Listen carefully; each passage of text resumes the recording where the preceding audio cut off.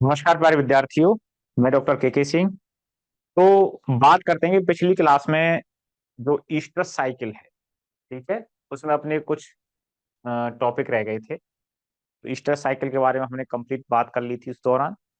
तो शुरुआत करते हैं कि अंडोत्सर्ग के आधार पर जानवरों के कार्य से। ठीक है, देखिए। तो हमने जो ईस्टर साइकिल थी, ठीक है, ईस्टर साइकिल की फेज थी, उन सब के बारे में बात हम कर चुके थे। ठीक है, कि कौन कौन सी फेज होती हैं, जो फॉलिकुलर फेज, ल्यूटियल फेज, इसके अलावा जो उसकी अवस्थाएं थी, ठीक है, प्री स्ट्रस, ईस्टस, मेटिस्टस, डाइस्टस, इन सब के बारे में हम बात कर चुके थे। ठीक है, किस जानवर में ओवुलेशन कब होता है। तो अब देखो,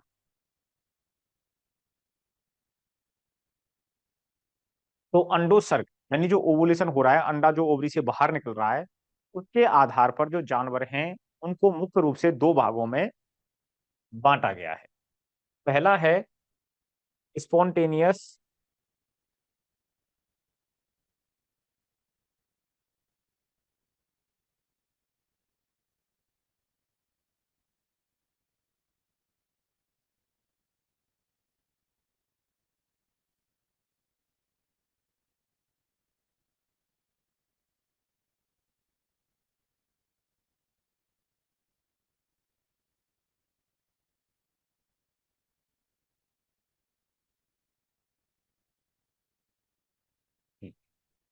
पहला प्रकार है स्पॉन्टेनियस ओवुलेटर, ठीक है, और दूसरा है इंड्यूस ओवुलेटर।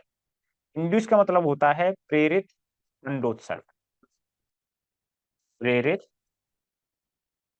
अंडोत्सर्ग। और स्पॉन्टेनियस का मतलब होता है स्वतः, ठीक है, स्वतः अंडोत्सर्ग। और इसको क्या बोल रहे हैं हम इंग्लिश में? स्पॉन्टेनियस।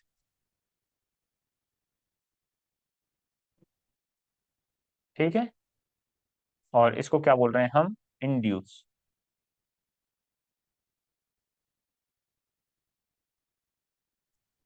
तो जैसा कि नाम से ही पता चल रहा है, यानी स्वतः। तो ऐसे जानवर जिनमें जो अंडोत्सर्ग है वो कैसे होगा? स्वतः।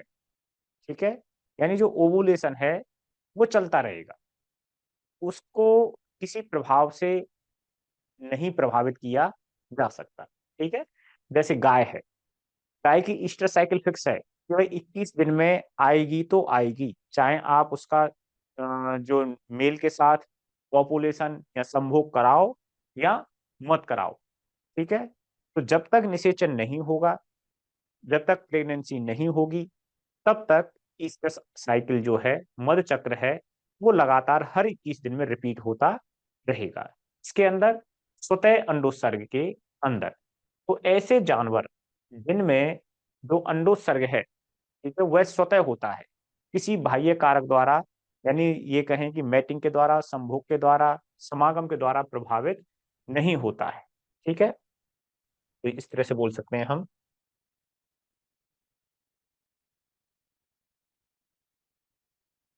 ऐसे जानवर जिनमें अंडोत्सर्ग,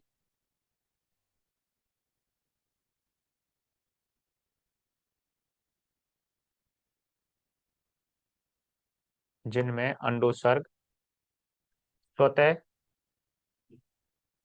होता है। ठीक है, और दूसरा हम इस तरह से बोल सकते हैं कि ऐसे जानवर जिनमें अंडोत्सर्ग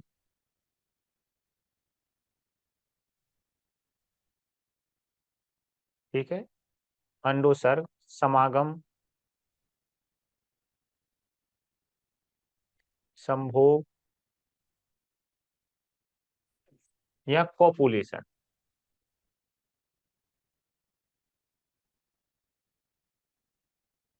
से प्रभावित नहीं होता है,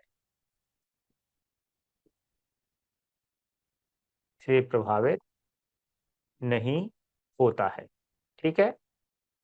इनका नर के साथ संभोग समागम हो या ना हो, लेकिन जो अंडा है वो ओवरी से निकलेगा ही निकलेगा, स्वतः निकलेगा। ठीक है। तो इन जानवर को हम क्या बोलते हैं? स्पोन्टेनियस ओवुलेटर कहते हैं, स्वतः अंडोत्सर्गी कहते हैं। तो इसमें जितने भी गाय भैंस यानी रूमिनेंट्स हैं, गाय भैंस भेड़ बकरी जो है, वो सभी आ जाते हैं। दूसरा, इसके अंदर घोड़ी भी आ जाती है। ठीक है। सुअरी और बिच, जो कुतिया है, वो भी किसके अंतर्गत आ जाती है? स्पोन्टेनियस ओवुलेटर के अंतर्गत आ जाती हैं। यानी इनमें जो अंडोत्सर्ग है वह स्वतः होता है, नर के समागम से वो प्रभावित नहीं होता है। अब दूसरा है इंडिस ओवुलेटर। ये कौन से होते हैं? इसके एग्जाम्पल की बात करें तो खरगोश, बिल्ली और ऊंटनी। ठीक है। इनमें क्या होता है?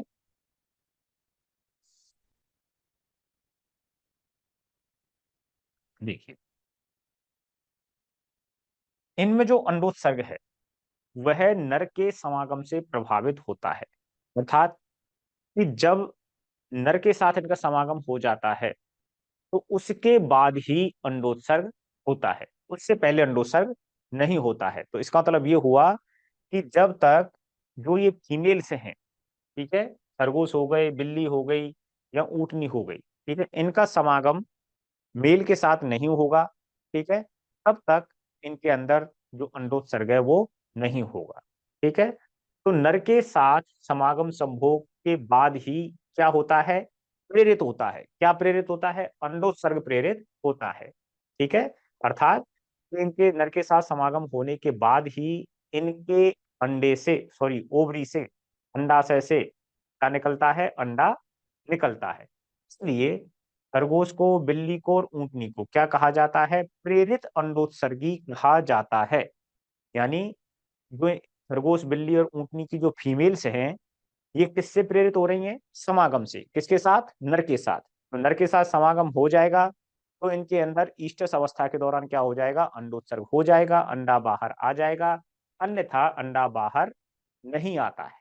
ठीक है। इसलिए इनको क्या बोलते हैं हम? प्रेरित अंडोत्सर्गी कहते हैं। ठीक है। तो इनमें अंडोत्सर्ग,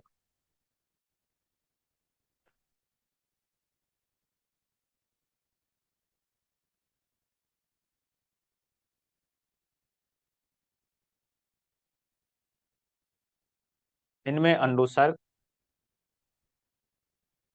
नर से समागम,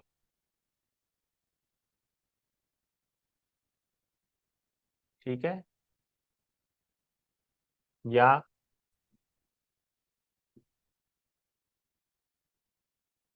संभोग से प्रेरित होता है। जब तक नर के साथ मिलन, संभोग, समागम नहीं होगा तब तक जो अंडाशय से या ओवरी से जो अंडा है वो नहीं निकलेगा। ठीक है। तो इनको क्या बोलते हैं हम? इंड्यूस ओवुलेटर कहते हैं। ठीक। अब देखिए, सामान्यतः जितने भी जानवर हैं उनमें जो अंडा ओवरी से बाहर निकलता है, हमने बात की थी, जैसे मान लो कि ये ओवरी है, ठीक है, तो अलग अलग जानवरों में इसकी शेप अलग अलग होती है। ठीक है। हम इसको ओवल शेप मान के चल रहे हैं। तो इसकी सतह से जो अंडा है, भाई मान लो कि यहाँ पर अंडे का डेवलपमेंट शुरू हुआ, ठीक है, और इसके चारों तरफ कौन कोशिकाएं हैं? ग्रेनुलोसा कोशिकाएं हैं। ठीक है। इसने ओवरी को फाड़ा, अंडा बाहर आ गया, इसका खोल अंदर रह गया और ये अंदर कार्पस लूटियम रह गया। ठीक है। यहाँ से भी निकल सकता है अंडा, यहाँ से भी बाहर निकल सकता है, कहीं से भी बाहर निकल सकता है।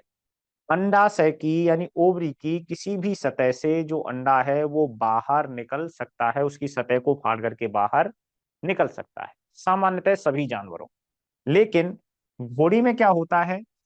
घोड़ी के अंदर की एक जगह होती है, ठीक है, वहां पर क्या रहता है? एक गड्ढा रहता है हल्का सा, ठीक है, जिसे क्या कहते हैं हम? Ovulation fossa. ओवुलेशन, तो उस विशेष स्थान से ही अंडा क्या होता है, बाहर निकलता है। किसके अंदर, घोड़ी के अंदर। ठीक है, तो ओवुलेशन फोसा से ही अंडा किसके अंदर बाहर निकलता है, घोड़ी के अंदर बाहर निकलता है। सामान्यतः जो अन्य दूसरे जानवर हैं उनमें जो अंडा है, ओवरी की किसी भी सतह को किसी भी जगह से फाड़ करके बाहर निकल सकता है। ठीक है, लेकिन घोड़ी के अंदर एक विशेष स्थान है, जिसे ओवुलेशन फोसा कह रहे हैं। उस जगह से ही, फोसा का मतलब गड्ढा। ठीक? और यहाँ से क्वेश्चन बनता है कि जो ओवुलेशन फोसा है वो किस प्रजाति में पाया जाता है। ठीक है, या कौन से अंग में पाया जाता है, इसमें पूछ सकता है। कौन से अंग में पाया जाता है, ओवरी में पाया जाता है। और किस में पाया जाता है, घोड़ी में पाया जाता है। इंपॉर्टेंस क्या है कि उस स्थान विशेष से ही, ओवुलेशन फोसा से ही क्या निकलता है, घोड़ी के अंदर ओवरी से अंडा बाहर निकलता है। ठीक है, ये तो बात हो गई अंडोत्सर्ग के आधार पर जो जानवर हैं उनके प्रकार की। ठीक, अब देखिए नेक्स्ट, इसके बारे में हम बात कर ही चुके थे कि जो गाय है उसमें अंडोत्सर्ग ईस्टस अवस्था के समाप्त होने के 12 से 14 घंटे बाद होता है। तो इसका मतलब ये हुआ कि इसमें जो अंडोत्सर्ग होता है वो ईस्टस अवस्था समाप्त हो रही है। और ईस्टस अवस्था के बाद कौन सी अवस्था शुरू होती है, मैट ईस्टस। तो कौन सी अवस्था के अंदर हो रहा है अंडोत्सर्ग, कि मैट ईस्टस अवस्था में होता है। जबकि अन्य सभी जानवरों में जो अंडोत्सर्ग है वो कहीं ना कहीं ईस्ट्रस अवस्था में ही हो जाता है। तो गाय में कौन सी में हो रहा है, मैट ईस्ट्रस अवस्था में हो रहा है। जबकि अन्य सभी जानवरों में कब हो जाता है, ईस्ट्रस अवस्था में ही अंडोत्सर्ग हो जाता है। यहीं पर हम एक चीज और देखते हैं कि जो गाय है, ठीक है, तो गाय में क्या होता है कि सामान्यतः जितने भी जानवर हैं उनमें ईस्ट्रस अवस्था के दौरान, कौन सी अवस्था के दौरान, ईस्ट्रस अवस्था, यानी जो मध चक्र है उसके दौरान किसी भी अवस्था में रक्तस्राव नहीं पाया जाता है। ठीक है, सामान्यतः जितने भी जानवर हैं, ये लिख सकते हैं, सामान्यतः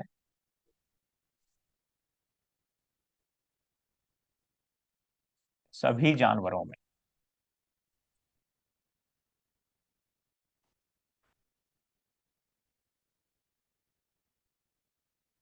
ईस्ट्रस साइकिल, ईस्ट्रस साइकिल मतलब क्या हो गया, मध चक्र के दौरान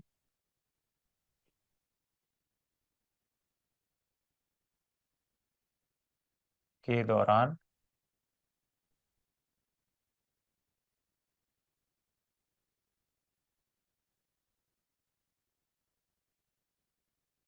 रक्तस्राव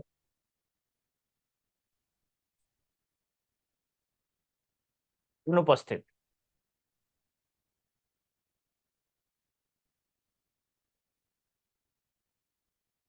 अनुपस्थित होता है।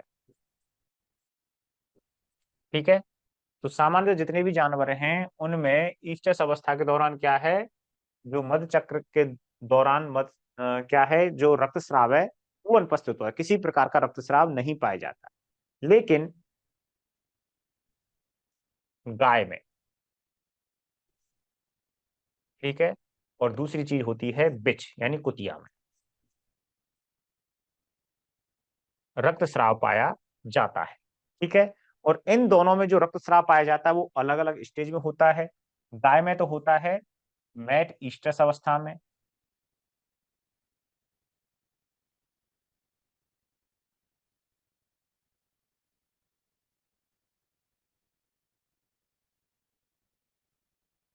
और बिच के अंदर होता है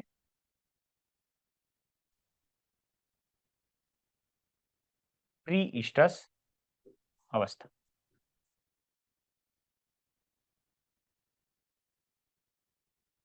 ठीक, अब इन दोनों की ब्लीडिंग को हम क्या बोल देंगे, इनकी अवस्था के आधार पर। गाय में तो बोल देंगे मैट ईस्ट्रस ब्लीडिंग,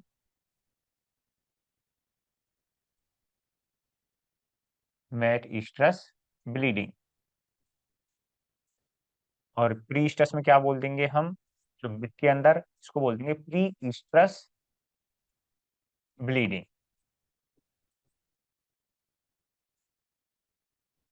ठीक है। तो ये दो तरह के रक्तस्राव पाए जाते हैं। यहां से क्वेश्चन बनता है कि प्री ईस्ट्रस ब्लीडिंग किस प्रजाति से संबंधित होती है, या किस पशु से संबंधित होती है, या किस जानवर से संबंधित होती है। ठीक है। तो वो संबंधित होती है बिच से। या फिर पूछ ले कि बिच में कौन सी अवस्था की ब्लीडिंग पाई जाती है, या किस अवस्था में रक्तस्राव पाया जाता है। तो कौन सी अवस्था में पाया जाता है? प्री ईस्ट्रस अवस्था में रक्तस्राव पाया जाता है। और गाय में रक्तस्राव किस अवस्था में पाया जाता है? वो पाया जाता है मैट ईस्ट्रस अवस्था में, सभी में नहीं पाया जाता। ठीक है। मुख्यतः जो हीफर अवस्था की जो होती हैं, उन गायों में ये पाया जाता है, या बोल सकते हैं किसी किसी गाय में पाया जाता है। ऐसा जरूरी नहीं है कि हर बार ही यह रक्तस्राव पाया जाएगा। तो होता क्यों है? क्योंकि ईस्ट्रोजन हार्मोन की अधिकता के कारण, ठीक है, क्या होता है कि जो रक्तस्राव है वो जननांगों में बढ़ जाता है। ठीक है। या जो गर्भाशय है या जो जननांग है उनमें बढ़ गया, तो बार कैपिलरी क्या होती है, डैमेज हो जाती है, उनसे जो रक्त है वो निकल करके बाहर आ जाता है। तो उस वजह से ये रक्तस्राव पाया जाता है। ठीक है। तो गाय में मैट स्ट्रेस ब्लीडिंग और बिच में प्री स्ट्रेस ब्लीडिंग पाई जाती है। ठीक। तो ये बात हो गई अपनी। अब देखिए, तो अपना अगला टॉपिक है विभिन्न पशुओं में ईस्ट्रस अवस्था के लक्षण।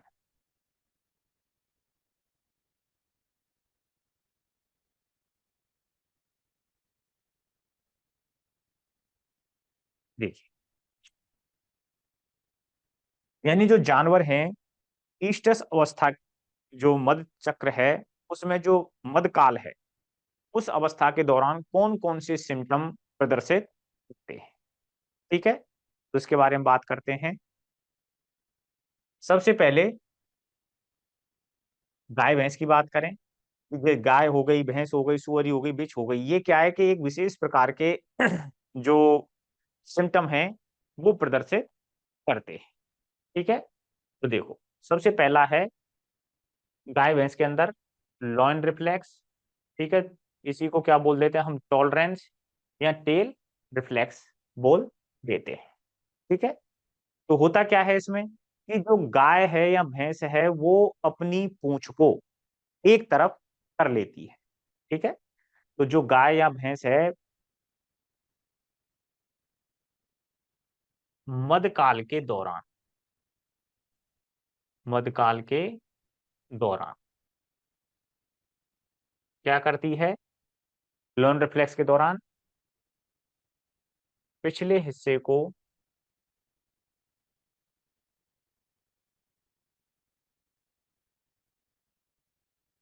नीचा, यानी कैसा रखती है, थोड़ा नीचा रखती है। वह पूंछ को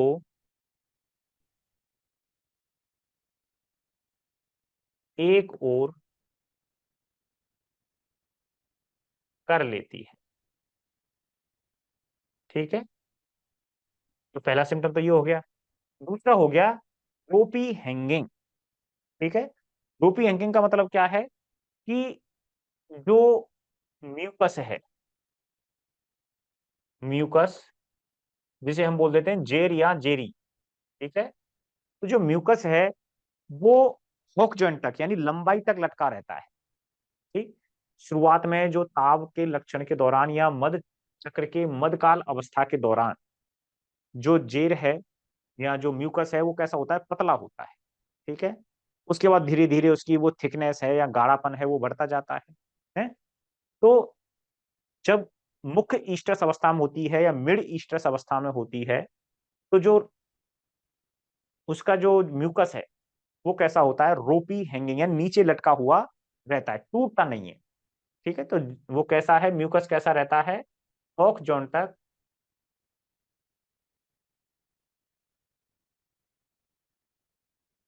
लटका रहता है,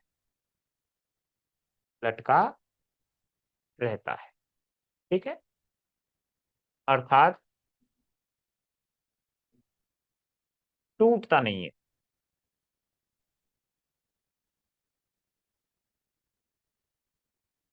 ये हो गया रोपी हैंगिंग। बेलोइंग, बेलोइंग का मतलब हो गया कि तो गाय भैंस हैं उनका जो रंभाना है, आवाज है, उसी को हम क्या बोलते हैं, बेलोइंग, यानी चिल्लाना। एक तरह से क्या हो गया, चिल्लाना। तो जो गाय भैंस की आवाज है उसको हम क्या बोलते हैं, बेलोइंग बोलते हैं, यानी वो गाय भैंस रवाती हैं। इसके अलावा सिंपल हम बात कर चुके हैं कि गाय बार बार मिक्चुरेशन यानी पेशाब करती है, खाना पीना कम कर देती है, ठीक है, दुग्ध उत्पादन है वो कम हो जाता है, बार बार चारों तरफ क्या लगती है, चक्कर लगाते हैं, यानी रेस्टलेसनेस, बेचैनी रहती है। तो वो अन्य लक्षणों में आ जाते हैं। ठीक, ये तो बात हो गई अपनी किसकी, गाय भैंस की। अगला है घोड़ी।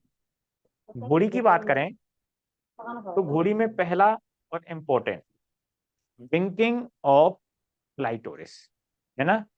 विंकिंग ऑफ क्लाइटोरिस क्या है, विंकिंग ऑफ क्लाइटोरिस का मतलब होता है, यानी विंकिंग किसे बोलते हैं, यानी जो आंख होती है, आंख का झपकना, ठीक है, बंद होना और खुलना क्या कहलाता है, विंकिंग कहलाता है।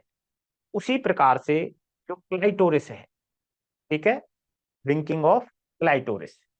तो जो घोड़ी है, घोड़ी के वल्वर लिप्स होते हैं, ठीक है, जो वल्वर लिप्स हैं वो बार बार खुल जाते हैं और बंद हो जाते हैं, उनके बीच का जो गैप है वो बढ़ जाता है और कम हो जाता है, ठीक है। तो उसको क्या बोलते हैं, विंकिंग ऑफ क्लाइटोरिस। इसके ऊपर से जैसे डायरेक्ट क्वेश्चन बनता है कि विंकिंग ऑफ क्लाइटोरिस किस जानवर में हीट का मुख्य लक्षण होता है, ठीक है। इसी तरह से दूसरे स्प्लिट हीट या फॉल हीट पर बनता है, ठीक है। फॉल हीट इससे संबंधित, फॉल से तो हम पता लगा लेते हैं कि फॉल का मतलब क्या होता है, जो घोड़ी का जो बच्चा होता है उसको क्या बोलते हैं, हम फॉल बोलते हैं, ठीक है। तो वहां से पता चल जाता है। इसी तरह से स्प्लिट हीट किसका सिम्टम है, तो मुख्य रूप से वो घोड़ी का सिम्टम होता है, ठीक है, किसका, जो मधकाल का सिम्टम होता है। कैसे देखो, विंकिंग ऑफ क्लाइटोरिस क्या है कि जो उसके वल्वर लिप्स हैं, वल्वर लिप्स, वल्वर लिप्स के फैलने व सिकुड़ने से, फैलने व सिकुड़ने से क्लाइटोरिस,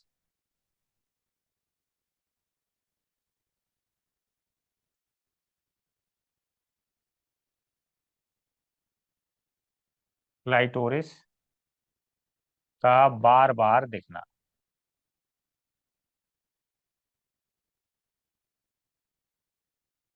ठीक है। वल्वर लिप्स क्या होते हैं कि जो मादा जननांग है उसके सबसे बाह्य जो जनन अंग हैं, ठीक है, क्या कहलाते हैं, वल्वर लिप्स कहलाते हैं, वल्वर ओस्ट कहलाते हैं, ठीक है। तो जो क्यूटेनियस यानी त्वचा के बने हुए होते हैं।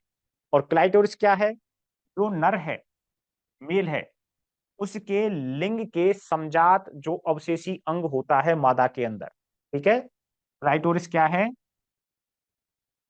नर के लिंग के,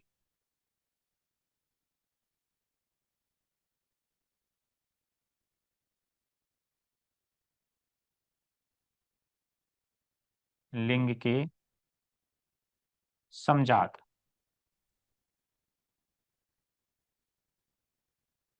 मादा में अवशेषी अंग, अवशेषी अंग क्या कहलाता है, क्लाइटोरिस कहलाता है। और जो वल्वर लिप्स हैं वो बार बार फैलते हैं और सिकुड़ते हैं, उनमें से क्या दिखता है, क्लाइटोरिस दिखती है, ठीक है। तो उसी को क्या बोलते हैं, विंकिंग ऑफ क्लाइटोरिस। तो ये किसका मुख्य लक्षण है, वो मुख्य लक्षण है किसका, जो ईस्टस अवस्था है उसका, किसके अंदर, घोड़ी के अंदर। और दूसरा आता है स्प्लिट हीट या फॉल हीट। ये क्या होता है, फॉल का मतलब क्या हो गया, घोड़ी का बच्चा, ठीक है। तो जब घोड़ी प्रसव होता है, ठीक है, तो प्रसव के लगभग से 12 दिन के बाद ही, ठीक है, कब, प्रसव के 10 से 12 दिन के बाद ही घोड़ी में ईस्टस अवस्था आ जाती है, ठीक है। तो यदि ईस्टस अवस्था आ रही है तो वो क्या कहलाती है, फॉल हीट कहलाती है, ठीक है। यानी बच्चा हुआ और बच्चे के तुरंत बाद ही क्या आ गई, वो घोड़ी हीट में आ गई। तो वो उस हीट को हम, जो पहली हीट आती है प्रसव के बाद, उसी को हम क्या बोल देते हैं, फॉल हीट बोल देते हैं, ठीक है। और यहाँ उसी को क्या बोल देते हैं हम, स्प्लिट हीट कह देते हैं। तो ये किसका मुख्य लक्षण है, बॉडी का ही लक्षण है।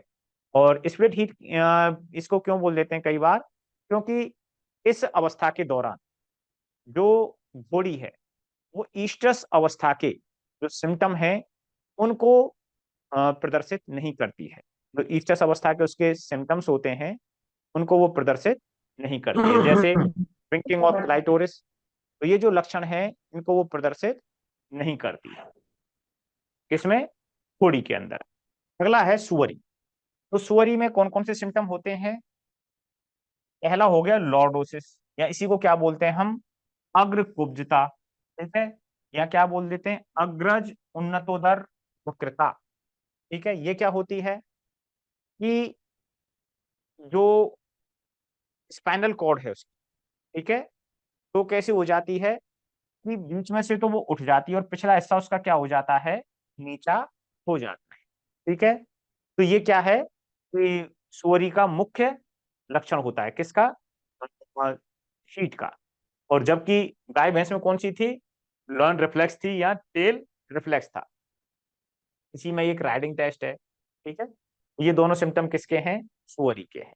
विच की बात करें तो इसका मुख्य सिम्टम क्या आ जाता है, एक तो प्री ईस्टस ब्लीडिंग आ जाता है, और दूसरा कि जो इसके द्वारा क्या है, हीट की अवस्था के दौरान एक विशेष प्रकार के हार्मोन स्रावित कहते हैं, जिनको बोलते हैं एक्टो हार्मोन्स, और सामान्यतः को क्या बोला जाता है, फेरोमोन्स, जिसके कारण,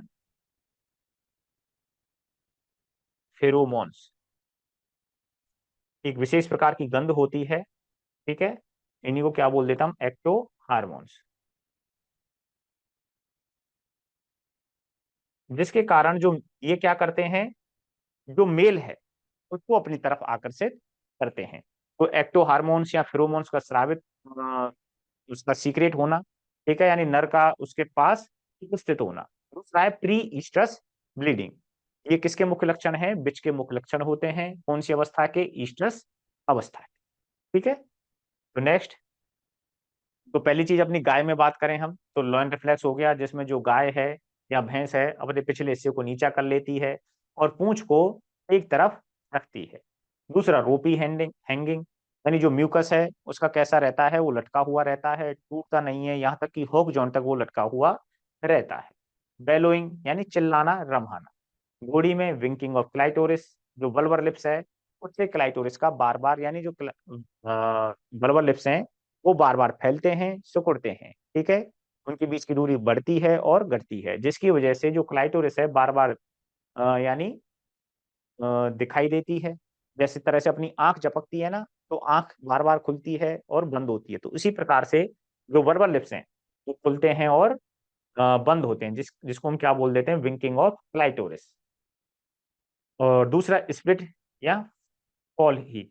ठीक है, इस दौरान क्या होता है, जो प्रसव के बाद जो पहली हीट आती है उसमें जो ईटस अवस्था है उसके जो सिम्टम होते हैं वो दिखाई नहीं देते हैं, उनको वो गाय जो घोड़ी है प्रदर्शित नहीं करती है, इसलिए इसको क्या बोल देते हैं, स्प्लिट हीट या फॉल हीट कह देते हैं।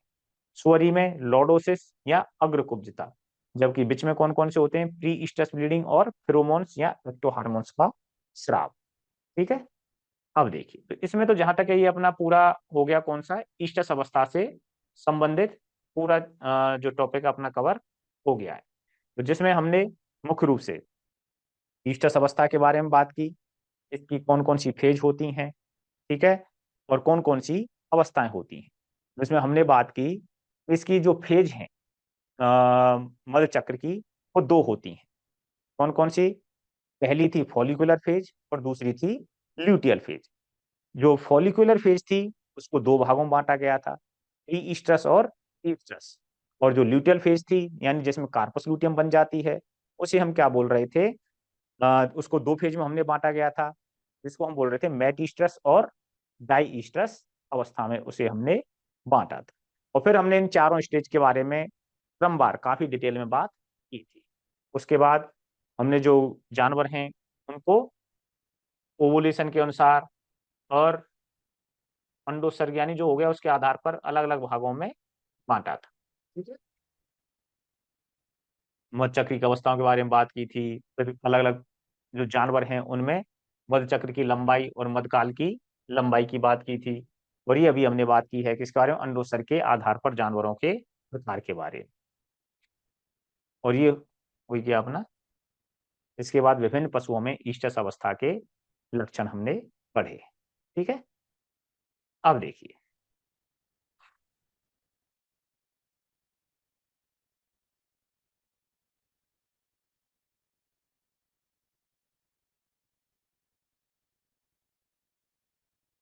अगला टॉपिक है अपना यौवनारंभ या प्यूबर्टी।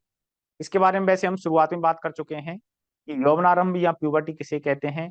किसी भी जानवर के उम्र की वह अवस्था जब उसके कौन से प्रजनन अंग या उसके जनन अंग कैसे हो जाते हैं, क्रियाशील हो जाते हैं। जैसे बात करें तो नर के अंदर प्रजनन अंग या जनन अंग क्या होते हैं। नर के अंदर हो गए मुख्य रूप से टेस्टिज, और मादा के अंदर क्या हो गया, ओवरी। तो ये जो अंग हैं कैसे हो गए, क्रियाशील। अर्थात नर के अंदर तो किसका निर्माण शुरू हो जाएगा, शुक्राणुओं का निर्माण शुरू हो जाएगा, और मादा के अंदर अंडों का निर्माण शुरू हो जाएगा। ठीक है, प्रजनन अंग क्रियाशील होने से मतलब है कि जो प्रजनन अंग हैं जिस उद्देश्य के लिए वो हैं उनके अंदर उस चीज का निर्माण होना। तो नर के अंदर तो क्या हो गए, वेस्टीज यानी वृषण हो गए। इसको इनको क्या बोल देते हैं, वृषण बोल देते हैं।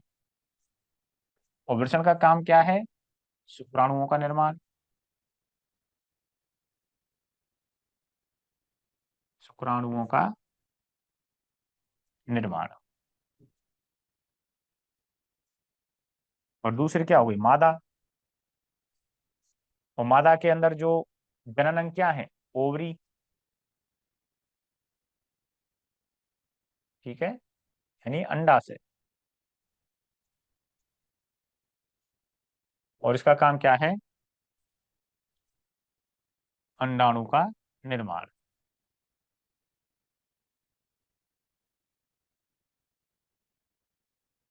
ठीक है, तो जब ये दोनों काम शुरू हो जाएंगे उम्र की जिस अवस्था पर, तो वही अवस्था क्या कहलाएगी, प्यूबर्टी या यौवनारंभ अवस्था कहलाती है। ठीक है, तो हर जानवर में इसकी एक उम्र लगभग निश्चित होती है। तो हम बात करें कि कौन से जानवरों में लगभग किस अवस्था पर यह अवस्था ये प्राप्त कर लेते हैं। ठीक है, तो यदि संकर गाय की बात हम करें, ठीक है, तो इसको लगभग हम 12 से 18 महीने बोल सकते हैं कि जो संकर गाय हैं वो लगभग 12 महीने से लेकर के 18 महीने की जो उम्र है उस पर क्या कौन सी अवस्था आ जाती है, इनके अंदर प्यूबर्टी की अवस्था आ जाती है।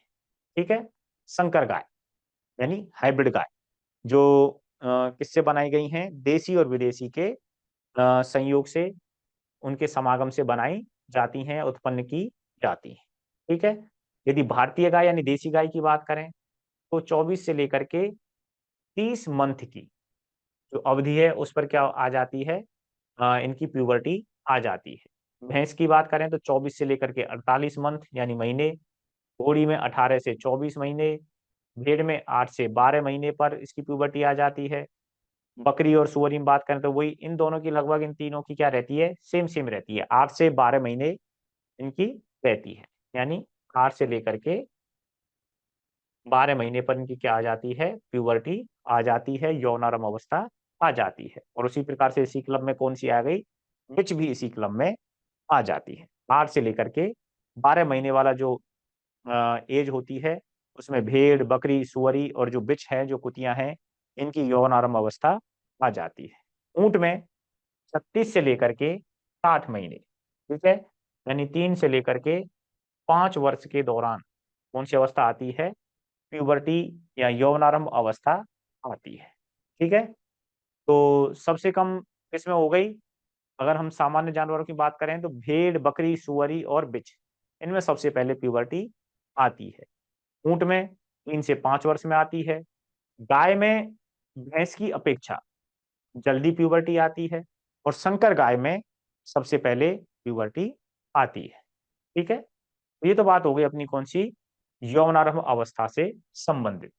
तो देसी गाय की अपेक्षा जो संकर गाय हैं, ठीक है, उनमें जो यौनारंभ अवस्था है वो पहले आती है। नेक्स्ट हम बात करते हैं निषेचन। निषेचन किसे कहेंगे? तो जो हम बात कर रहे थे कि यौनारंभ अवस्था आने पर नर के अंदर तो क्या होता है, शुक्राणुओं का निर्माण होता है, और मादा के अंदर किसका निर्माण होता है, अंडों का निर्माण होता है। ठीक है। तो जब इन दोनों का निर्माण होगा, ठीक है, तो इसका मतलब ये क्या हो गया कि ये निषेचन के युग, मतलब किसके युग हो गए, संतान उत्पन्न करने की क्षमता इनके अंदर आ चुकी है, चाहे वो नर है चाहे वो मादा है। ठीक। जब इनका समागम होता है तो संतान उत्पत्ति के लिए जो नर के शुक्राणु हैं और मादा के अंडाणु हैं, तो दोनों का संयोग होना, दोनों का मिलना अति आवश्यक होता है। तो हम बोल सकते हैं कि शुक्राणु, सामान्य भाषा में बात करें हम, तो शुक्राणु व अंडाणु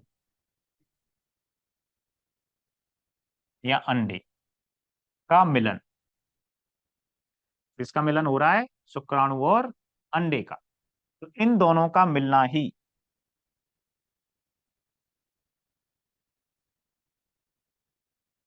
क्या कहलाता है, निषेचन कहलाता है। लेकिन अब इससे अगला स्टेप यदि हम और आगे बढ़ते हैं, ठीक है, ये तो सिंपल हो गया कि शुक्राणु और अंडे का मिलन ही क्या कहलाता है, निषेचन कहलाता है। लेकिन इससे जब हम आगे बढ़ते हैं तो इसका मतलब ये हुआ कि मान लो ये अंडा हो गया, ये अंडे का केंद्रक हो गया अंदर, ठीक है, और ये आया यहाँ पर शुक्राणु, स्पर्म आया, शुक्राणु का अंडा अंदर रहेगा।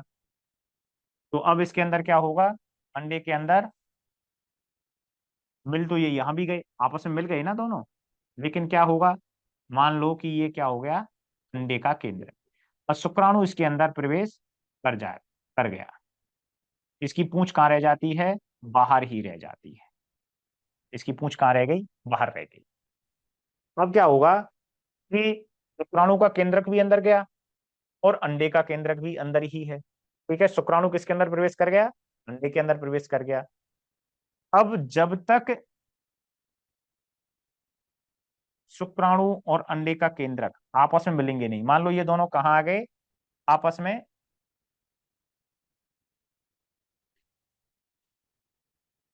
और ये अंडे का केंद्रक आ गया, सॉरी, अंडे का और शुक्राणु का। तो जब ये दोनों मिलने के बाद ये कैसे रहते हैं, अगुणित, कैसी अवस्था रहती है, ये एन है, ये एन है, दोनों ही कैसे हैं, एन और एन, यानी अगुणित अवस्था में है, दोनों कैसी अवस्था में है, अगुणित। अगुणित से आप मतलब समझ पा रहे हैं, नहीं समझ पा रहे हैं, इसके बारे में हम आगे बात करेंगे। अगुणित का अर्थ होता है, सामान्यतः आप समझ लें कि उसमें जो जीव है, जिस जीव के शुक्राणु और अंडाणु हैं, सामान्यतः जीव कैसे होते हैं, जो सजीव हैं हम लोग द्विगुणित हैं, तो इनमें जो क्रोमोसोम है उसका केवल एक सेट उपस्थित रहता है, ठीक है, सामान्यतः क्या रहता है, एक सेट माता से आता है और एक सेट पिता से आता है। लेकिन शुक्राणु और अंडाणु के अंदर क्या होता है, क्रोमोसोम या गुणसूत्रों का केवल एक सेट उपस्थित रहता है। तो ये एन और ये एन, इसी तरह से यहाँ पर एन एन हो गए, इसको अलग कलर से प्रदर्शित कर देते हैं हम, ठीक है, ये भी एन है, ये भी एन, अब ये भी एन और ये भी एन, अब ये भी एन और ये भी एन, ठीक है। अब ये दोनों मिल गए यहाँ पर, तो दोनों मिलकर के दोनों का सम्मिलित रूप से एक केंद्रक बन गया। अब ये कौन सी अवस्था में आ गया, 2n अवस्था में आ गया। तो इन दोनों के केंद्रकों का मिलना, तो हम क्या बोलना चाह रहे हैं कि शुक्राणु और अंडाणु के केंद्रकों का मिलना ही क्या कहलाता है, निषेचन कहलाता है। तो अंडाणु और शुक्राणु ये अगुणित केंद्रक, क्योंकि दोनों कैसे हैं, ये अगुणित हैं, यानी केवल इनके अंदर गुणसूत्र का केवल एक सेट पाया जाता है। तो इनके अगुणित केंद्रकों का क्या हो रहा है, आपस में मिलन हो रहा है, ठीक है, और मिलने से क्या बन रहा है, द्विगुणित जाइगोट का निर्माण। तो ये जो बना यहाँ पर एक कोश की अवस्था बनी, 2n बनी, यह क्या कहलाती है, जाइगोट कहलाती है। यह अवस्था क्या कहलाती है, जाइगोट। तो यहाँ से क्वेश्चन बनता है, निषेचन के पश्चात सर्वप्रथम बनने वाली संरचना कौन सी होती है, तो कौन सी होती है, जाइगोट होता है, ठीक है। तो निषेचन के पश्चात सर्वप्रथम बनने वाली संरचना कौन सी है, जाइगोट होती है। ठीक है, तो अंडाणु और शुक्राणु के अगुणित केंद्रकों के मिलने से द्विगुणित जायगोट के निर्माण को ही हम क्या बोलते हैं, निषेचन कहते हैं। तो निषेचन का जो स्थान होता है वो क्या होता है, एम्पुला या फिर एम्पुला व स्टमस का जोड़ होता है। और हम पहले ही बात कर चुके हैं, जब हम इसके जननांगों की बात कर रहे थे कि शुरुआत में जो अंडा कहाँ आता है, ठीक है, वो इनफुंडिबुलम में आता है, जहां पर मुख्य रूप से यौक का संश्लेषण होता है। और यदि शुरुआत में ही निषेचन हो गया तो ठीक होता है, नहीं तो बाद में अंडे का निषेचन नहीं हो पाता है। तो पक्षियों में जो निषेचन का स्थान होता है वो कौन सा होता है, इनफंडिबुलम होता है। और सामान्यतः जो अन्य जानवर हैं उनमें क्या होता है, एम्पुला या इस्थमस होता है। ठीक है, अब देखिए,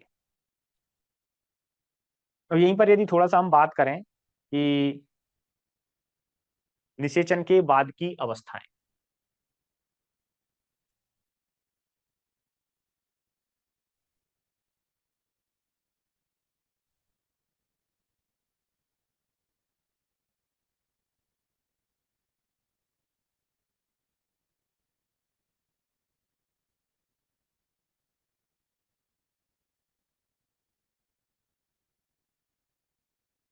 तो निषेचन के बाद सबसे पहले बनने वाली जो संरचना होती है वो कौन सी होती है, जाइगोट होती है। ठीक है, जो कैसी होती है, एक कोशिकीय होती है।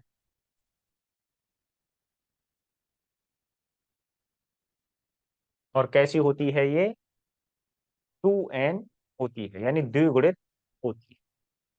ठीक है, ये क्लियर है। जाइगोट के बाद जो दूसरी संरचना बनती है, ठीक है, पहली हो गई कौन सी, जाइगोट, ये दूसरी कौन सी होती है, मोरूला। क्योंकि जो ये एक कोश की संरचना बनी है इसमें क्या होते हैं, लगातार समसूत्री विभाजन, क्या होते हैं, लगातार समसूत्री विभाजन होते हैं। और समसूत्री विभाजन की वजह से क्या होगा, कोशिकाओं की संख्या बढ़ेगी, एक से दो बनेंगी, दो से चार, चार से आठ, आठ से 16। तो ये जो मोरूला होता है ये भी 2n है। ठीक है, लेकिन कैसा होता है, 16 कोश की अवस्था होती है। कैसी होती है, 16 कोशिकीय। तो 16 कोशिकीय जो अवस्था बनती है वह क्या कहलाती है, मोरूला कहलाती है। ठीक है, तो एक से क्या बन गई, ये 16 कोश की अवस्था बन गई। अब 16 के बाद जैसे ही इसमें 16 से क्या बनेंगी, 32 कोश की अवस्था बनेगी, इसमें समसूत्री विभाजन होगा। तो कैसी 16 से कितनी हो जाएंगी, 32। तो मोरूला के बाद जो अवस्था बनेगी वो कौन सी बनेगी, ब्लास्टूला।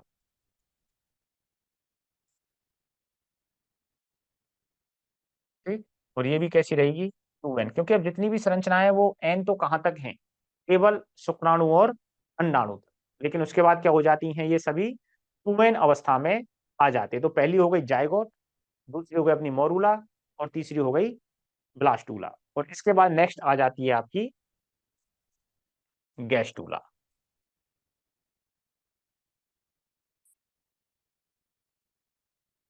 ये भी 2n रहेगी। ठीक है, जो गैस्टूला अवस्था है इसमें जो जनिक लेयर्स हैं, ठीक है, वो प्रकट हो जाती है। ठीक है, जनिक स्तर हैं वो सभी निर्मित हो जाते हैं। अब गैस्टूला के बाद एक अवस्था आती है जिसे बोलते हैं हम हैचिंग। अब ये जो अवस्था है हैचिंग वाली, ये आपको समझ में आएगी जब हम निषेचन के बारे में थोड़ा सा पढ़ लेंगे। ठीक है, और हैचिंग के बाद एम्ब्रियो, और एम्ब्रियो के बाद फीटस। छठवें अवस्था पर एम्ब्रियो,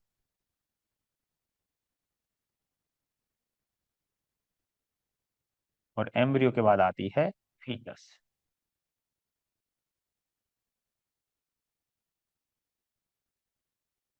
तो जो जाइगोट है, ठीक है, ये कब से लेकर कब तक का होता है, एक से लेकर के 12 दिन तक की जो अवस्था है ये क्या होती है, जाइगोट कहलाती है। और 12 से लेकर के 13वें दिन तक, यानी एक दिन के अंदर अंदर ये सब कहां तक पहुंच जाती है? 24 से 48 घंटे के अंदर अंदर कहां पहुंच जाती है? एम्ब्रियो की स्टेज तक पहुंच जाती है। ठीक है। इसके बाद तुरंत प्रवर्तन होते हैं ये, जायगोट से मोरूला, मोरूला से ब्लास्टूला, ब्लास्टूला से गैस्टूला, गैस्टूला से हैचिंग भी हो जाती है और एम्ब्रियो भी बन जाता है। तो ये एक दिन के अंदर अंदर यानी 24 घंटे के अंदर ये सभी अवस्थाएं से जो भ्रूण है वो गुजरता है। और फिर उसके बाद जो एम्ब्रियो वाली अवस्था है यह 13वें दिन से लेकर के 46वें दिन तक ये अवस्था उपस्थित रहती है। ठीक है। और 46वें के बाद 47वें दिन से यानी 1.5 महीने के बाद, तो 47वें दिन से लेकर के प्रसव तक ये अवस्था क्या कहलाती है? एम्ब्रियो के बाद की जो अवस्था है वो क्या कहलाती है? फीटस कहलाती है। तो मेनली अपने जायगोट, मोरूला, ब्लास्टूला। ठीक है। तो जायगोट जो होता है 2n होता है और एक कोशिकीय होता है। कैसा है ये? एक कोशिकीय। मोरूला जो है 16 कोशिकीय होता है। ब्लास्टूला जो होता है 32 कोशिकीय होता है। ठीक है। इसके बाद इसमें जेनेटिक लेयर बन जाती है गैस्ट्रुला अवस्था में। हैचिंग अवस्था में क्या होता है कि अंडे के ऊपर एक लेयर होती है जिसे हम बोलते हैं जोना पेलुसिडा। ठीक है। जब ये जोना पेलुसिडा लेयर को छेद करके यानी उसको फोड़ करके जब अंडा बाहर आता है, ठीक है, तो उसको हम क्या बोलते हैं? हैचिंग कहते हैं। एक मिनट।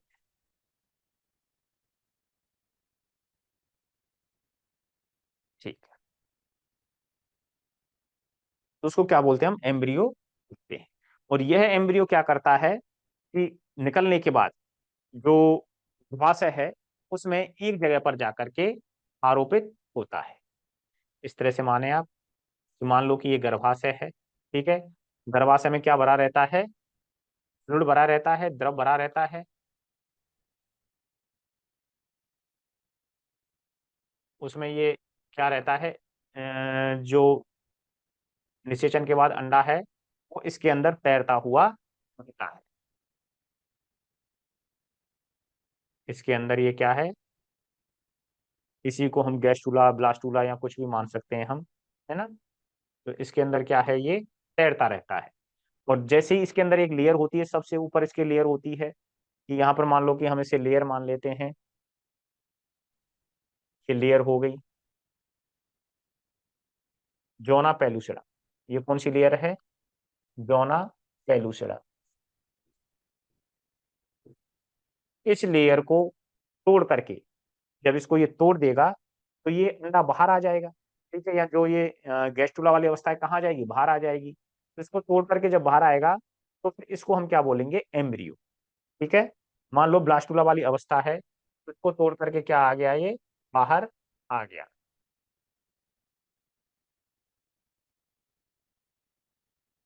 इस तरह से मान लेते हैं। चलो इसको मिटा दिया हमने पूरे को।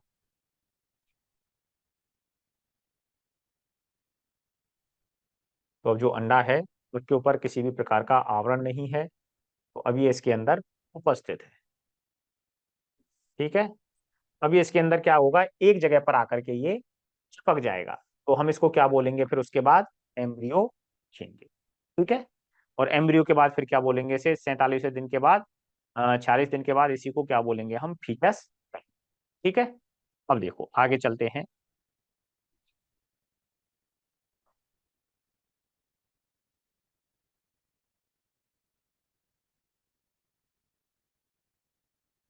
इसको थोड़ा सा समझ लेते हैं पहले। देखो अगला पॉइंट बता देता हूं मैं यहाँ पर।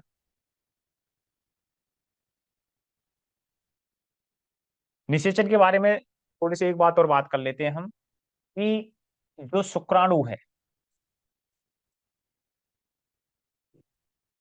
ठीक है, तो शुक्राणु में शुरुआत में शुक्राणु में अंडे को निषेचित करने की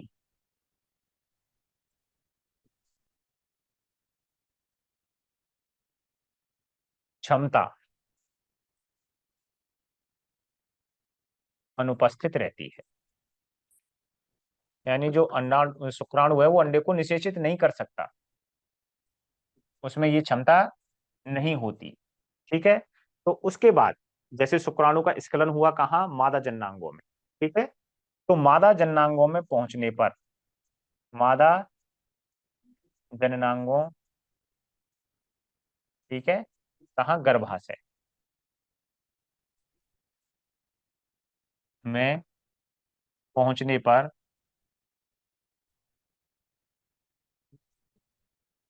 शुक्राणु में कुछ परिवर्तन होते हैं। क्या होते हैं, परिवर्तन होते हैं। और कौन से परिवर्तन होते हैं, मॉर्फोलॉजिकल, ठीक है, यानी आकृति के हिसाब से,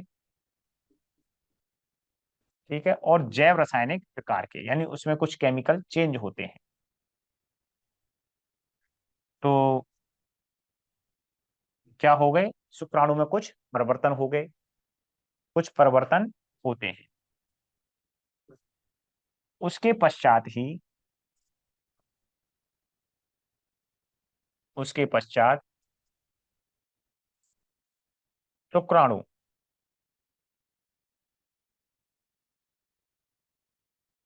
अंडे को भेद पाता है, यानी उसमें प्रवेश कर पाता है। ठीक है। इसी को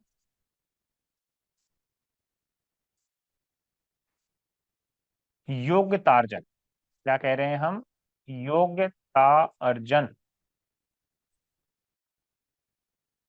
या क्या बोल देते हैं, कैपेसिटेशन ऑफ स्पर्मेटोजोआ, कैपेसिटेशन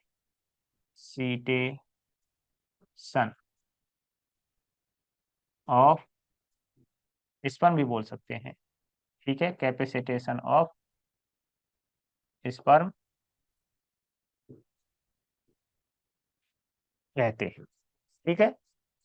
तो शुरुआत में क्या होता है कि जो शुक्राणु है उसमें अंडे को निषेचित करने की क्षमता नहीं होती है, लेकिन वैसे ही वो कुछ समय के लिए मादा के जननांगों में ठहरता है, गर्भाशय में रुकता है, ठीक है, घंटे 2 घंटे के लिए।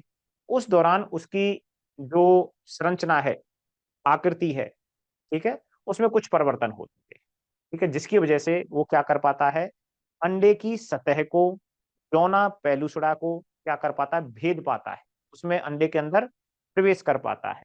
तो उस अवस्था को हम क्या बोल देते हैं, योग्यतार्जन या कैपेसिटेशन ऑफ स्पर्म बोल देते हैं। ठीक है। देखिए, मादा जनन तंत्र में प्रवेश करने से पहले शुक्राणु में निषेचन की क्षमता नहीं होती है। ठीक है। मादा प्रजनन तंत्र में कुछ समय गुजारने के पश्चात शुक्राणु में संरचनात्मक, क्रियात्मक और रासायनिक परिवर्तन होते हैं, और उसके बाद ही क्या होता है, अंडे को निषेचित करने की क्षमता आती है। ठीक है। तो इसी को हम क्या बोल देते हैं, कैपेसिटेशन ऑफ स्पर्मेटोजोआ, या योग्यतार्जन, शुक्राणु की योग्यतार्जन कहते हैं। ठीक है। तो इसमें होता क्या है ऐसा, इसमें ये होता है कि जो शुक्राणु है, ठीक है, उसमें केंद्रक हो गया, और उसके ऊपर क्या होता है, एक्रोसोम होता है। इसकी जो कैप होती है उसको हटाया जाता है एक तो, और दूसरा, एक जो कोशिकाएं होती हैं, ठीक है, जिनका काम है हाइलुरोनिडेज एंजाइम का स्रावित करना, तो उसकी योग्यता इसके अंदर आती है। कौन सी, हाइलुरोनिडेज एंजाइम, जो इसका जो एक्रोसोम वाला भाग है, यहीं से वो एंजाइम स्रावित होता है। ठीक है। तो ये होता है किसमें, शुक्राणु में परिवर्तन। अब देखो आगे, ये अंडे की संरचना है। ठीक है। इससे संबंधित कौन सी बात आने वाली है उसके बारे में थोड़ा सा पहले बात कर लेते हैं हम, जिससे कि बाद में इसको स्ट्रक्चर को पढ़ने में हमें आसानी रहे। ठीक है। देखो, शुक्राणु के एक्रोसोम से, यानी जो शुक्राणु है इसमें ये केंद्रक हो गया, ठीक है, इसके ऊपर एक क्या है कि टोपीनुमा संरचना होती है, जिसे हम क्या बोल देते हैं, गिलिया कैपिटिस। ठीक है।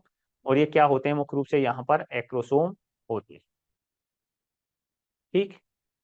तो शुक्राणु के एक्रोसोम से कौन सा एंजाइम स्रावित होता है, हाइलुरोनिडेज एंजाइम स्रावित होता है। अब इसका काम क्या है कि जो अंडे की ग्रेनुलोसा कोशिकाएं हैं, ठीक है, अंडे के ऊपर जो आवरण है किसका, ग्रेनुलोसा कोशिकाओं का, ठीक है। तो उन कोशिकाओं को भेद करके अंदर जाना, क्योंकि उसकी जो ग्रेनुलोसा कोशिकाएं ना आपस में जो जुड़ी रहती है, मान लो कि ये ग्रेनुलोसा कोशिकाएं हैं, ठीक है, उसके ऊपर लेयर बना रही हैं अंडे के ऊपर, देखो कैसे बना रही हैं, ये देखो, ये अंडा हो गया, ठीक है, ये अंडे का सबसे बाहरी आवरण हो गया एक, तो दूसरा आवरण ये हो गया, ठीक, तीसरा आवरण ये हो गया, ठीक है। तो ये इसके आवरण हो गए, इसके बाद फिर एक ये आवरण हो गया, फिर ये हो गया कोरोना रेडिएटा, और फिर ये हो गया जोना पेलुसिडा, ठीक। तो इसमें हम जो बात कर रहे थे कि ये जो अंडा है बाहर आएगा, ठीक है, तो इसकी जो ये वाली कोशिकाएं हैं, ठीक है, जो ग्रेनुलोसा कोशिकाएं हैं, इनको भेद करके क्या होगा, अंडा अंदर प्रवेश, वो शुक्राणु अंदर प्रवेश करेगा। तो जो ये कोशिकाएं हैं, ये आपस में जो जुड़ी रहती हैं,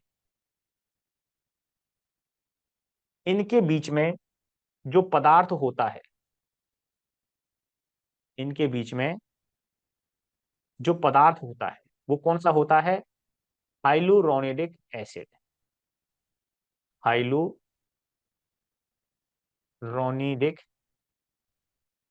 एसिड इनके बीच में उपस्थित रहता है।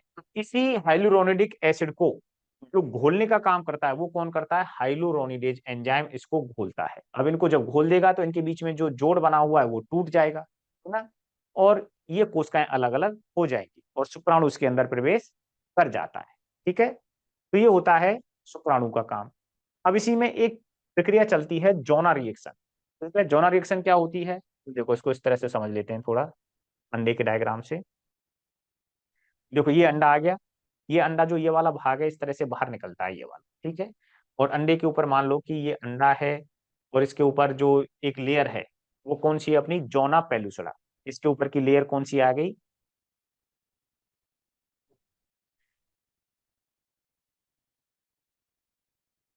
ये आ गई अपनी जोना पेलुसुडा, ठीक है। इस तरह से मान लो, आप केवल यहीं तक समझें आप। तो ये लेयर कौन सी हो गई अपनी, जोना पेलुसुडा। और शुक्राणु इसके अंदर प्रवेश कर जाता है। शुक्राणु मान लो ये यहां पर था इस तरह से, और ये इसके अंदर प्रवेश कर गया। तो इसकी दीवारों को गोल करके, इसकी जो कोशिकाओं को गोल करके अंदर प्रवेश किया। तो जैसे ही शुक्राणु अंदर प्रवेश करेगा, उसके बाद क्या होगा, मान लो कि इसने शुरुआत में तो क्या किया, इसकी भित्ति को घोला इसने, ठीक है। यहाँ से शुक्राणु अंदर प्रवेश कर गया, जो ये शुक्राणु था यहाँ से इसको घोला, ये शुक्राणु कहाँ चला गया, अंदर चला गया। अब जैसे ही शुक्राणु अंदर प्रवेश कर जाएगा, तो वापस से इस अंडे के चारों ओर ये जो जोना पेलुसड़ा है एक लेयर और बना देती है, ठीक है, या दोबारा से ये बन जाती है। अब इस लेयर को बनाने के बाद जोना पेलुसड़ा के इस लेयर को, यानी जैसे ही शुक्राणु इसके अंदर प्रवेश कर गया, तो उसके बाद एक अलग से लेयर बना दी जाती है। और इस लेयर के का काम क्या है कि इन्हीं दूसरे शुक्राणु, यानी इसके चारों तरफ क्या रहेंगे, बहुत सारे शुक्राणु रहेंगे। अंडे के तो चारों तरफ ऐसा नहीं है कि भाई एक ही शुक्राणु इसके पास जाएगा, तो बहुत सारे शुक्राणु इस अंडे के पास पहुंचते हैं। जैसे ही एक शुक्राणु इसके अंदर प्रवेश कर जाता है, तो अंडे के चारों तरफ एक लेयर बना दी जाती है, इसके द्वारा, ड्रोना पेलुसिडा के द्वारा, जिससे दूसरे शुक्राणु जो इसके चारों तरफ हैं वो अंदर प्रवेश ना कर सके, ठीक है। नहीं तो क्या होगा, जब बहुत सारे शुक्राणु हो जाएंगे, तो एक तो एन अंडे का हो गया, एक सेट किसका हो गया, शुक्राणु को हो गया, तो बहुत सारे सेट पहुंच जाएंगे, तो जो संतान है वो नॉर्मल नहीं बनेगी, एब नॉर्मल बनेगी। तो अन्य शुक्राणुओं को अंडे के अंदर प्रवेश करने से रोकने के लिए, ठीक है, जोना पेलुसोडा द्वारा क्या है, अंडे के चारों तरफ एक लेयर बना दी जाती है, परत बना दी जाती है, जिसका काम क्या है, अंडे के अंदर अन्य शुक्राणुओं के प्रवेश को रोकना, ठीक है। और इसी को हम क्या बोलते हैं, विटेलाइन ब्लॉक कहते हैं, ठीक है, या जोना पेलुसोडा रिएक्शन कहते हैं। देखिए, अब इसे देखिए, जोना रिएक्शन या वाइटेलाइन ब्लॉक। निषेचन के समय जब कोई शुक्राणु जोना पेलुसिडा को, हम देख रहे थे कि अंडे के चारों तरफ आवरण है, तो जोना पेलुसिडा को भेद कर अंदर प्रवेश कर जाता है। तो अंडे के अंदर जैसे ही एक शुक्राणु ने अंदर प्रवेश किया, तो अंडे को पता चल गया कि भाई अंदर कोई ना कोई शुक्राणु आ गया है। तो उसके बाद क्या होता है कि वही जोना पेलुसिडा में कुछ बदलाव होते हैं, ठीक है, और उसके चारों तरफ यानी जो लेयर है उसमें इस तरह के परिवर्तन होते हैं कि पहले जिस जोना पेलुसिडा को जो शुक्राणु थे वो क्या कर रहे थे, उसकी लेयर को घोल करके अंदर प्रवेश कर रहे थे, तो अब कोई दूसरा शुक्राणु चाहे हाइलुरोनिडेज एंजाइम स्रावित कर ले चाहे कुछ भी कर ले, उस परत को नहीं घोल सकता, यानी दूसरा शुक्राणु उसके अंदर प्रवेश नहीं कर सकता। तो इस तरह के बदलाव हो जाते हैं, इसके कारण अन्य कोई स्पर्म शुक्राणु में प्रवेश नहीं कर पाता है। और इसी को हम क्या बोलते हैं, डोना रिएक्शन बोलते हैं या विटेलाइन ब्लॉक कहते हैं। ठीक है। अब कई बार क्या होता है कि पक्षियों में मुख्य रूप से हो जाता है कि एक ही अंडे के अंदर, ठीक है, एक स्पर्म प्रवेश कर गया और कई बार दूसरा स्पर्म भी प्रवेश कर जाता है, यानी एक से अधिक जो शुक्राणु वो प्रवेश कर जाते हैं। तो उसको हम क्या बोल देते हैं, पॉलीस्पर्मी कह देते हैं, पॉलीस्पर्मी।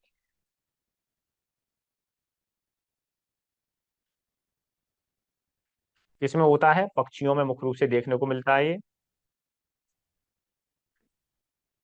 और किसे कहते हैं, अंडे में एक से अधिक शुक्राणुओं का प्रवेश होना।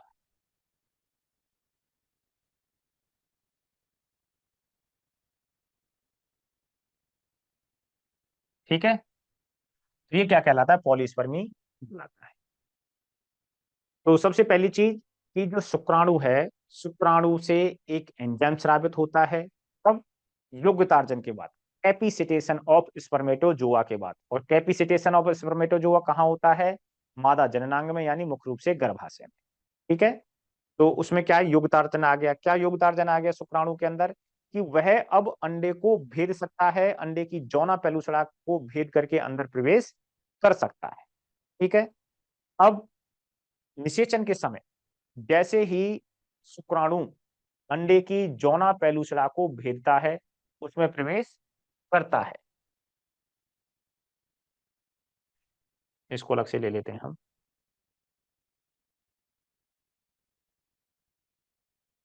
ये अंडा है, ठीक है, और ये शुक्राणु है, और इसके चारों तरफ की लेयर क्या हो गई, जौना पेलुसड़ा हो गई, जौना पेलुसड़ा। ठीक है। तो शुक्राणु से यहां पर एक्रोसोम होता है, ये क्या है इसका, एक्रोसोम।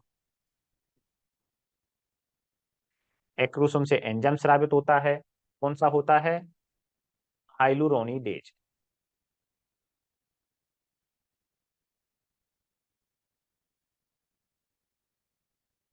ठीक है। ये क्या करता है, जो जोना पेलुसड़ा है इसकी लेयर को गोल करके, ठीक है, इसने जगह बना ली यहां से, और ये क्या कर गया, जो शुक्राणु है इसके अंदर प्रवेश कर जाता है। अगला स्टेप क्या हुआ, कि शुक्राणु कहाँ गया, अंदर आ गया। ठीक है। अब जो बाहर क्या रह गई, केवल पूंछ पूंछ रह गई उसकी, कि शेष भाग कहाँ रह गया, बाहर रह गया। तो अब इसको इस तरह से देख सकते हैं हम, इसके अंदर क्या है, ये अंडा हो गया और ये यहाँ पर शुक्राणु आ गया, इसकी पूंछ कहाँ रह गई, बाहर रह गई। ठीक है।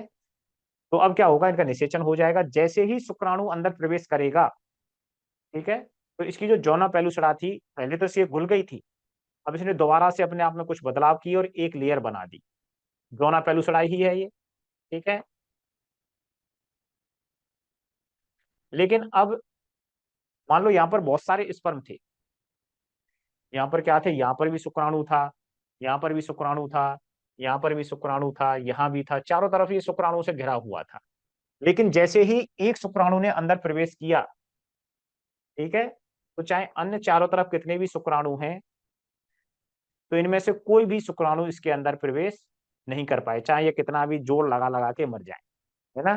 तो इस अंडे के अंदर ये शुक्राणु प्रवेश नहीं कर पाएंगे। क्यों? क्योंकि ब्लॉक बना दिया किसने? जोना पेलुसुडा ने, कि भाई अब किसी की एंट्री अंदर नहीं होगी। ठीक है, तो इस ब्लॉक को ही, यानी इनकी एंट्री को रोकने के लिए जो चेंज हुआ किसमें? जोना पेलुसुडा में, यानी एक को अंदर ले लिया, बाकी के सब बाहर रहो। तो जो चेंज हुआ उसी को क्या बोला गया? विटेलाइन ब्लॉक कहा, या जोना रिएक्शन कहते हैं। ठीक है, तो ये होता है निषेचन के बारे में। ठीक है, अब निषेचन के बाद क्या आएगा? गर्भकाल आएगा। ठीक है, गर्भकाल किसे कहते हैं? गर्भकाल कहते हैं, कौन सी पीरियड को बोलते हैं गर्भकाल? निषेचन हो गया, निषेचन का मतलब जायगोट बन गया। तो जायगोट बनने से लेकर के, देखिए,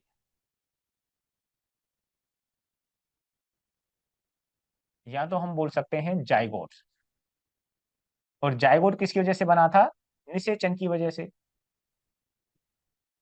ठीक है, या तो निषेचन से लेकर के बोल सकते हैं, या जायगोट बनने से लेकर प्रसव से पहले तक की अवस्था।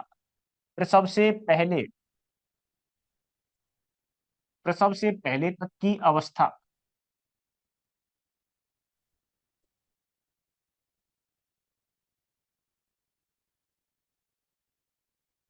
क्या कहलाती है? गर्भकाल कहलाती है। ठीक है, यानी निषेचन हुआ या जायगोट बना कब से लेकर के कब तक की? जब तक प्रसव हो रहा है, बच्चा जन्म नाल के द्वारा बाहर आ रहा है, तो तब तक की जो अवस्था है वो क्या कहलाती है? गर्भकाल कहलाती है। अलग अलग पशुओं में जो गर्भकाल है वो अलग अलग होता है। बात करें हम सामान्यतः गौवंश की, 9 महीने 9 दिन, भैंस में 10 महीने 10 दिन, घोड़ी में 11 महीने 11 दिन, भेड़ में 5 महीने 5 दिन, या ये कहें कि 152 से लेकर के 155 दिन तक, ये आपको याद रखना है। ठीक है, भेड़ में कितना होता है? 5 महीने 5 दिन, और जबकि दिन कितने होते हैं? 152 से 155 दिन। बकरी में यहां पर भी हम 5 महीने 5 दिन को यूज कर सकते हैं। ठीक है, अगर ऑप्शन में दिन नहीं दे रखे तो 5 महीने 5 दिन को यूज कर सकते हैं, लेकिन इसके दिन की बात करें तो लगभग 142 से 148 दिन तक इसका गर्भकाल रहता है। ठीक है, सुअरी में 112 से 115 दिन, लेकिन यहाँ पर तीन चीजें आएंगी: 3 मंथ, 3 वीक, ये इंपॉर्टेंट। 3 वीक, मंथ और डे तो हम हर जगह यूज कर रहे हैं, लेकिन सुअरी में क्या आ जाता है बीच में? 3 मंथ, 3 वीक और 3 डे। तो जनरली हम दिनों में देखें तो लगभग 112 से लेकर के 115 दिन तक ये आता है। बीच में 2 महीने 2 दिन, या फिर हम बोल सकते हैं 60 से लेकर के 62 दिन। ठीक है, 62 इज मोर करेक्ट। ठीक है, यदि 60 दे रखा है ऑप्शन में, 62 नहीं दे रखा है, तो 60 इसका ऑप्शन जाएगा। ठीक है, तो 2 महीने 2 दिन। ऊँटनी में बात करें, 13 महीने 13 दिन। ठीक है, तो ये आप कई जगह पढ़ते हैं ये। तो गर्भकाल किसे कह रहे हैं? निषेचन के बारे में हमने बात कर ली। ठीक है, शुक्राणु और अंडाणु के केंद्रकों के मिलना की जो अवस्था है, जो क्रिया है, वह क्या कहलाती है? निषेचन कहलाती है। और निषेचन से लेकर के प्रसव से पहले तक की, उसके बाद नहीं, ना ही प्रसव तक, सबसे पहले तक की जो अवस्था है वह क्या कहलाती है? गर्भकाल कहलाती है। या ये कहें कि जायगोट बनने से लेकर की अवस्था, प्रसव से पहले तक की अवस्था क्या कहलाती है? गर्भकाल कहलाती है। अब जो गर्भकाल है उसको मुख्य रूप से 3 भागों में बांटा गया है। गर्भकाल की कितनी अवस्थाओं में बांटा गया है? 3 भागों में बांटा गया है। कौन कौन सी हैं? एक है पीरियड ऑफ ओवम, या जिसको बोल देते हैं हम डिम्ब अवस्था। ठीक है, दूसरी है भ्रूण अवस्था, और तीसरी है गर्भ अवस्था। ठीक है, तो कब से लेके कब तक की? लगभग 10 से लेकर के जो 14 दिन तक की अवस्था है। ठीक है, कब से लेकर के? 10 से लेकर के 14 दिन की अवस्था, यानी जब शुरुआत में किसका निर्माण हो रहा है? जायगोट का निर्माण हो रहा है। ठीक है, तो वह अवस्था जो जायगोट वाली अवस्था है वो किसके अंतर्गत आ जाती है? पीरियड ऑफ ओवम या बिंब अवस्था के अंतर्गत आ जाती है। दूसरी है 15वें दिन से लेकर के, या जिसको हम बोल सकते हैं 13वें दिन से, के लिए भी हम बोल रहे थे, 15वें दिन से लेकर के 45 दिन तक की जो अवधि है, ठीक है, उसको हम क्या बोल रहे हैं? भ्रूण अवस्था कहते हैं। ठीक है, जिसमें जो एम्ब्रियो बनता है, यानी कुल मिलाकर के जो हैचिंग के बाद जब जो बच्चा है, ठीक है, जो भ्रूण है गर्भाशय में चिपक जाता है, ठीक है, गर्भाशय की भित्ति से अटैच हो जाता है, तो उससे लेकर के कब तक की अवस्था, 45 दिन तक की अवस्था क्या कहला रही है, भ्रूण अवस्था कहलाती है। और जब भ्रूण इम्प्लांट हो गया उसके बाद से लेकर के यानी 46वें दिन से लेकर के प्रसव तक की अवस्था क्या कहलाती है, पीरियड ऑफ फीटस। ठीक है, तो मुख्य रूप से गर्भकाल की तीन अवस्थाएं हैं। पहली डिम्ब अवस्था, दूसरी भ्रूण अवस्था और तीसरी हो गई गर्भ अवस्था। ठीक है, तो डिम्ब अवस्था 10 से लेकर 14 दिन तक की है, यानी ओवुलेशन से लेकर के ब्लास्टूला बनने तक की अवस्था हो गई। ठीक है, और भ्रूण अवस्था इसमें जो विभिन्न शारीरिक अंग हैं उनका और प्लेसेंटा का क्या हो रहा है, विकास हो रहा है। यानी प्लेसेंटा का विकास किस लिए हो रहा है, प्लेसेंटा का काम क्या है कि जो भ्रूण है वो किससे अटैच होगा, माँ के गर्भाशय से अटैच होगा, उससे चिपकेगा और पोषण के लिए क्या बनाएगा, स्थान बनाता है, जिससे कि वो पोषण प्राप्त कर सके। पोषण प्राप्त करने के लिए किसका निर्माण करता है, प्लेसेंटा का निर्माण करता है। तो ये अवस्था क्या कहलाती है, पीरियड ऑफ एम्ब्रो यानी भ्रूण अवस्था कहलाती है। और उसके बाद 40वें दिन से लेकर के प्रसव तक की अवस्था कौन सी अवस्था आती है, गर्भ अवस्था आती है। ठीक है, तो इस तरह से गर्भकाल की तीन अवस्थाएं होती हैं, डिम्ब अवस्था, भ्रूण अवस्था और गर्भ अवस्था। और अलग अलग जानवरों में जो गर्भकाल है, यानी जो बच्चे का प्रवर्धन हो रहा है, जो संपूर्ण शारीरिक विकास हो रहा है जिस समय के दौरान, कब से लेकर कब तक, जायगोट बनने से लेकर के प्रसव से पहले तक की जो अवस्था है वह क्या कहलाता है, गर्भकाल कहलाता है। ठीक है, तो इस तरह से अपना यहाँ पर मुख्य रूप से मधुचक्र, ठीक है, और निषेचन और गर्भकाल, ये टॉपिक अपने कंप्लीट होते हैं। ठीक है।